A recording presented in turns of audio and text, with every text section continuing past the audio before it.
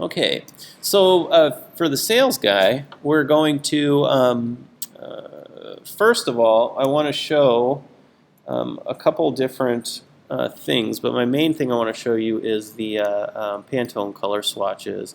So what I'm going to do, so Pantone color swatches really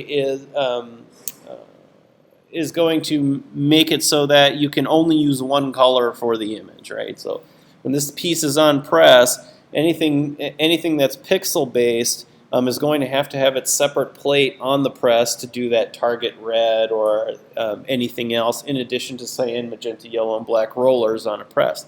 And very similar to what we talked about last time.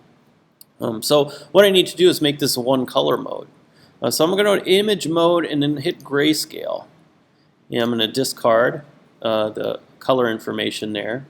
And so what I'm going to do next is actually go to image adjustments. I'm going to go to levels. And so here we're only dealing with one channel. So rather than cyan, magenta, yellow, and black, since we changed this to grayscale image, I'm only dealing with blacks, whites, and grays. So I'm increasing the whites here, increasing the blacks there, and you can see my image contrast is already getting really contrasted.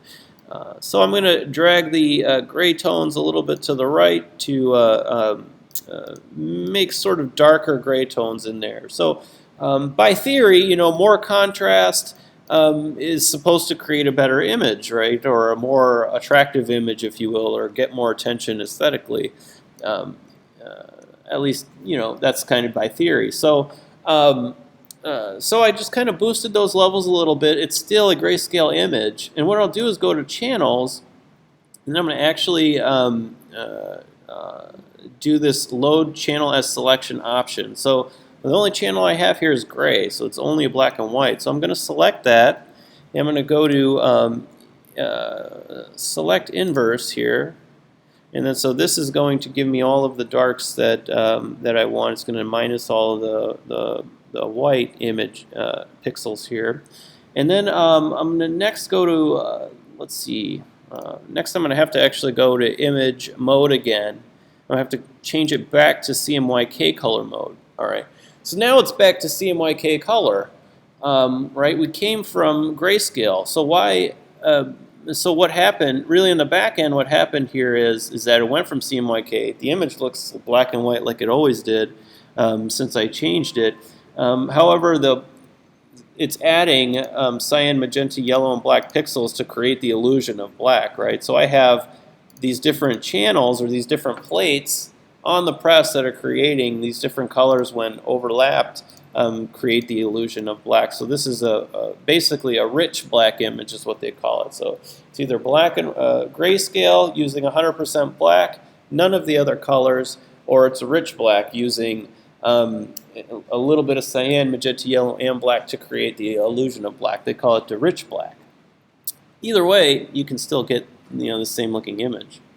And so really what I need to do then is go down here and then create, actually up in this menu here, you go to this new spot channel option. So if I hit new spot channel, that is going to create this menu, and it's going to show you all of these options, cyan, magenta, yellow, black, and then it's going to say Pantone whatever. So this is the last Pantone color that I used in Photoshop, which is this kind of red color. So if you hit this little swatch here, you can then see a Pantone, essentially a swatch book of all these different colors. Now these are identical to what a Pantone swatch book in the market would have. And so if you wanted to use like a, I don't know, what's like a Walmart blue, let's say. Let's do like a more exciting, let's do like a Target reddish. So something like that, this Pantone 192C, I'll call it Target Red for now, and hit OK. It's going to save this spot channel as that, and then I'll hit OK, and that'll be good.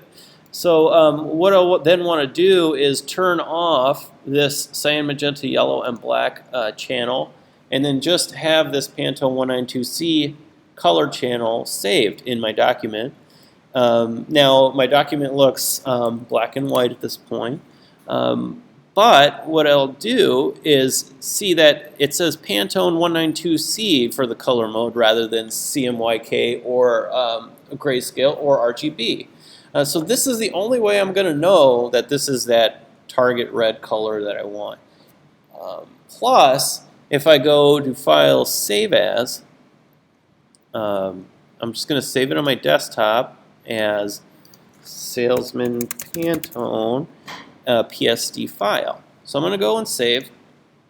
All right, that's saved. And I'm going to jump to my desktop. And here's kind of how we'll test and see if this is actually that Pantone color. I'll press, so I pressed the space bar on my Mac machine here, and I can really see that this still looks grayscale to me. Fine.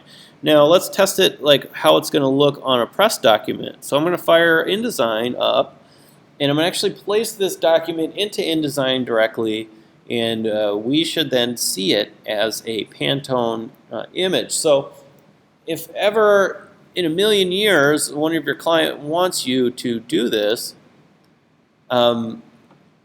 just know that there is a way to do this in Photoshop. Okay, so I'm just going to do like this option here, InDesign document. Okay, place it in.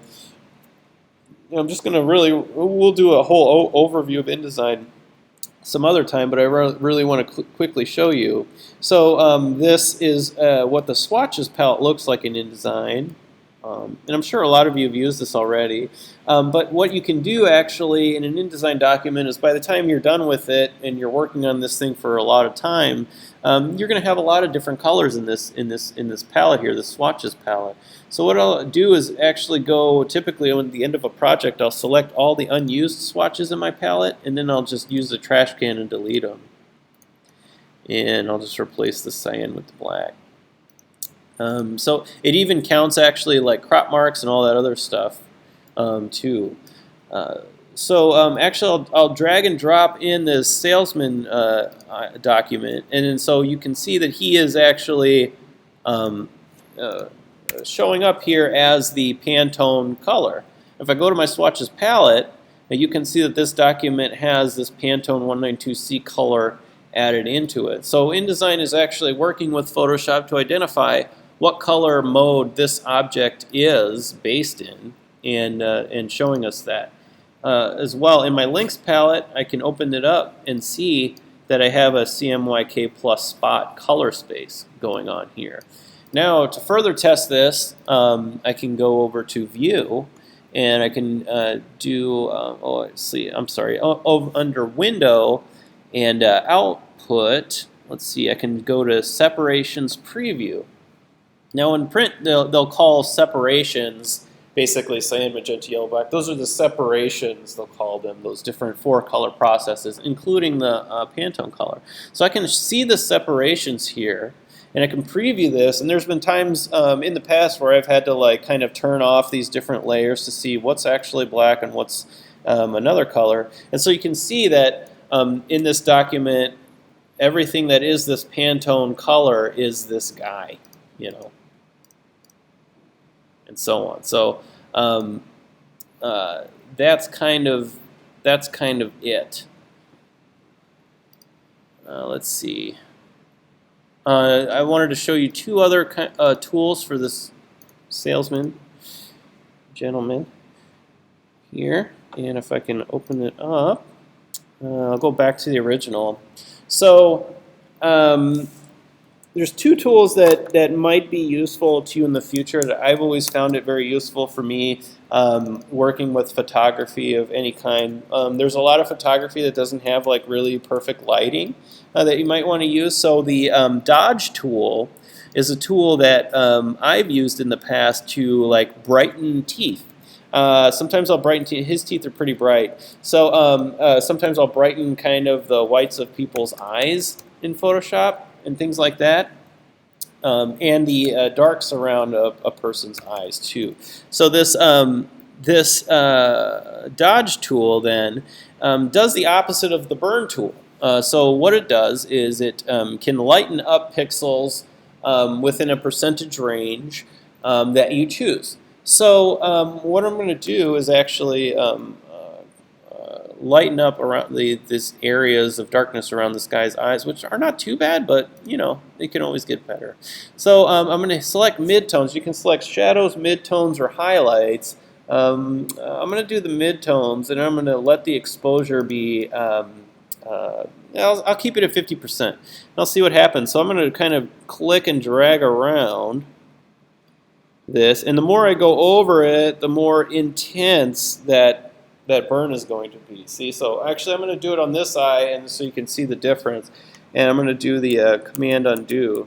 So you can, yeah, you can see like a real big difference there. This is just something I always do around, and that's it. You know, typically I'll just do that real quick, and then that's it. You know, and then, you know, so what are other use cases for this? Maybe like redness. You know, you can get rid of some of that. You know, just like that. And, you know, so let's see the beginning to end. You know, you didn't realize how red his face was until you did that. You could maybe also reduce some of the magenta in this image around this guy's face. You could just go into image adjustments in a selective color. You can take those magenta sliders and reduce them. A little bit less magenta, maybe a little bit more yellow, to add a little bit more changes sort of to those areas of redness. The exact opposite might be for, let's say, the burn tool. Okay, so the burn tool is actually going to do the opposite of the dodge tool. So this burn tool is going to darken areas. Like, so let's say we wanted to make his facial hair darker. Okay, so I'm going to go into the burn tool right here, and I'm going to on the range, I'm going to go for shadows. So I'm going to get all of the really dark stuff, and then I'm going to kind of accentuate it and see if I can make it darker. So I'm going to increase the brush size a little bit more and kind of run it around here. He's getting a little bit more, little by little. And I'm just running this tool around. Okay, and I'm going to undo what I just did. So you can see it kind of is making him look a little bit more of a 5 o'clock shadow. And if I increase the exposure of it, let's go to like 80%. And I do it again. And now it's really making a difference. And then the more clicks and drags I do, the basically the worse it gets in this instance, right? So yeah, so you can do shadows, areas of shadow. Like let's say you know you wanted this guy's hair darker. You know, you can just kind of brush it in and not really be too careful with it. You don't really have to be that careful with it because I'm going outside of that area and see this light area. It's not affecting it because I just have shadows selected. So, you know, you can do stuff like that too pretty quickly. All right. Let's see. Is there anything else I'd want to do to this guy? Nothing really. Oh, you know, yeah, the same idea with the dodge tool in the eyeballs. So if I go from midtones to highlights, and I want to brighten up this guy's highlights, so maybe a little bit too bright, but I just did a couple clicks there, and then you know the whites of his eyes are brighter. So you can save time on, you know, if you have family photos or whatever, you can just do that really quick. Sometimes I'll do that. All right, especially for my like professional LinkedIn photo, I photoshopped the heck out of that thing. So there's no shame in that. All right, any questions?